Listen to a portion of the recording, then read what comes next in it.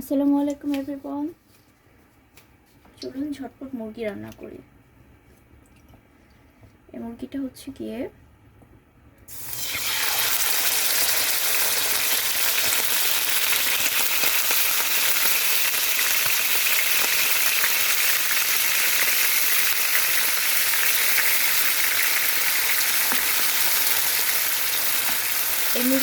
ভাত রুটি সব কিছুর সাথে খাওয়া যাবে, ইভেন নান রুটির সাথেও খেতে ভালো হবে।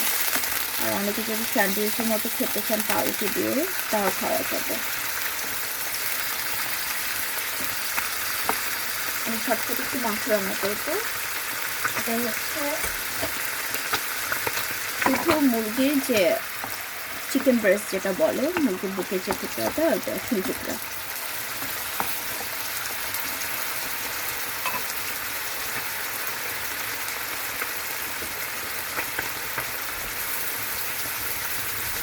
এটা বানাতে সাধারণত 10-15 মিনিটের বেশি লাগে না।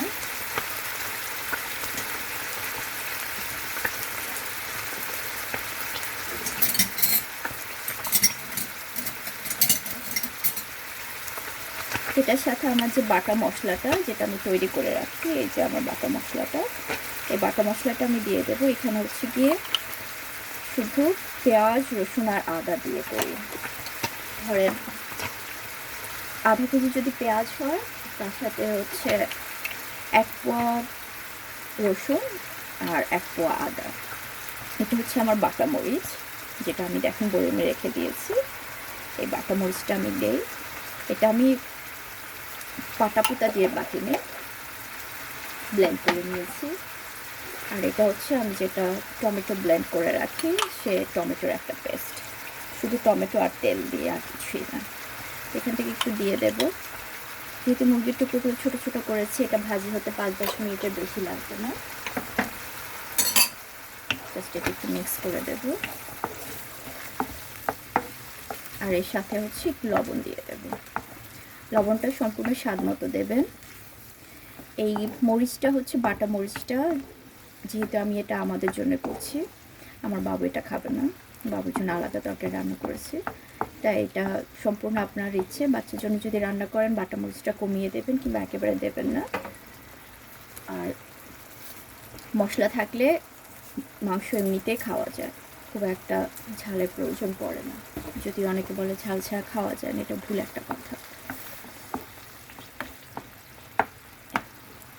জাস্ট এটা দিয়ে দেব।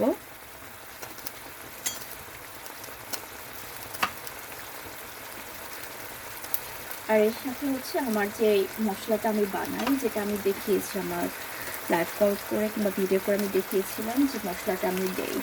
এটা হচ্ছে আমার নিজস্ব যে বানানো মশলাটা, সে বানানো মশলা। এটা হচ্ছে গরম মশলাটা, আমি এটা একটু দিয়ে দেব। দিয়ে একসাথে বসে দেবো। আমার এই গরম মশলাটা আমি খুব একটা চালিনি, জাস্ট হালকা গরম করে নামে মাত্র বানিয়ে ফেলেছি, যার কারণে এই গরম মশলাটা ভালো। এটা তরকারি রান্নার সময় দেওয়া যায়, আবার তরকারি হয়ে গেলে তখনও দিতে পারবেন।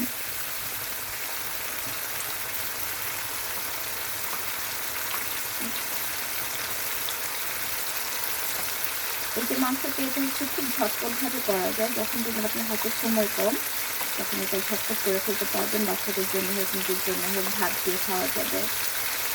তারপর হচ্ছে রুটি দিয়ে খেতে পারবেন, নান রুটি দিয়ে খেতে পারবেন। আমি খুব ছোট্ট করে একটু কুচি করে টমেটো দিয়ে দিচ্ছি। তার সাথে হচ্ছে একটু পেঁয়াজ কেটে দিয়ে দেবো।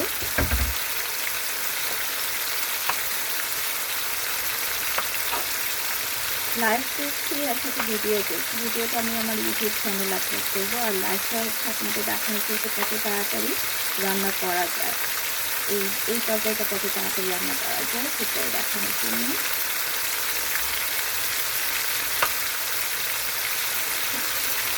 তার সাথে আপনি একটু পেঁয়াজ কেটে দিয়ে দেবেন।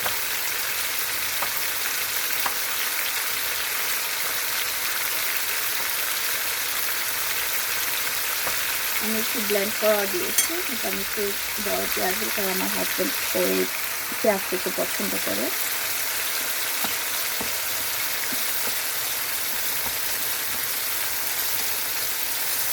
এটা 5 মিনিটের ভেতরে হয়ে যাবে। এর সাথে ধনেপাতা কাঁচামরিচ দিয়ে দেবো।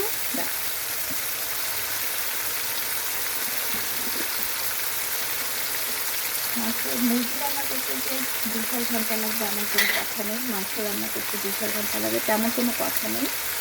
কথা হচ্ছে আপনি কীভাবে রান্না করছেন তার উপরে। বিরিয়ানির মাংস একরকম, যদি খিচুড়ির মাংস করেন এটা একরকম, হালিমেরটা একরকম, আর এই যে চিকেন ব্রেস্টের খাবারটা আমি করি এটা ঝটপটে করা যায়।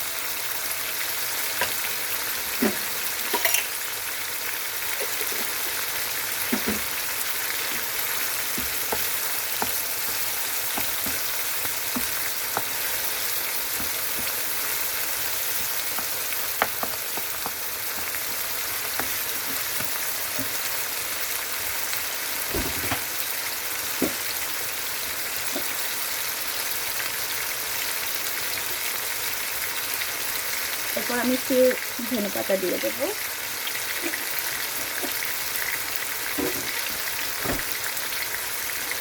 ধনেপাতা দেওয়ার পর পানিটা শুকিয়ে আসলে মনে করবে রান্নাটা হয়ে গেছে।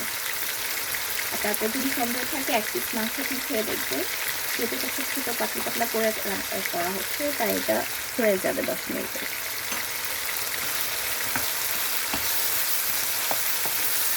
ফুল মাংস ছোটো ছোটো করলে সময় লাগে না রান্না হতে, হাড় থাকলে বড় বড় টুকরো হতে ওটাকে সময় লাগতে পারে।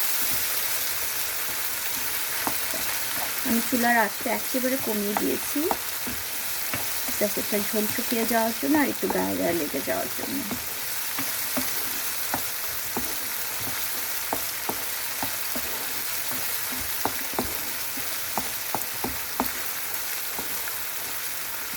এই মাংসটা দেখা যায় আমি মাঝে মধ্যে ফ্রাইড রাইসের মতো যখন করি এই মাংসটা দিয়ে দেই, তার সাথে হচ্ছে ডিম দিয়ে দেই, আর একটু সবজি থাকলে সবজি দিয়ে দেই।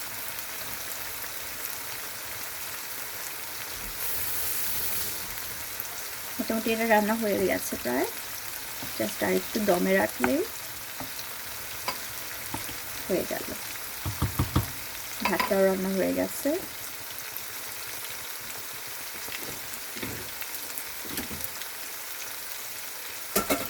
আমি ভাত যখন রান্না করি তখন ভাতে মাড় ডালি না, মাড়টা আমি ছেঁকে ফেলি।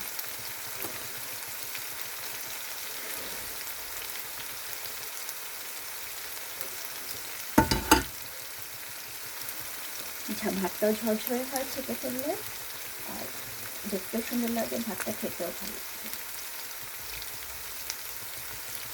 অনেকে প্রশ্ন করতে পারেন যে মাংস এত তাড়াতাড়ি কীভাবে রান্না হয়। মাংসের পিসগুলো দেখুন ছোটো ছোটো করেছি, এই ছোটো ছোটো মাংসের জন্য এই 10-12 মিনিটই যথেষ্ট। আমার বেশিরভাগ খাবারে আমি বানাই ঝটপট। খাবার হচ্ছে আপনার সুস্বাদু হতে হবে আর খাবার ভালো হতে হবে, স্বাস্থ্যকর, এটা হলেই হলো।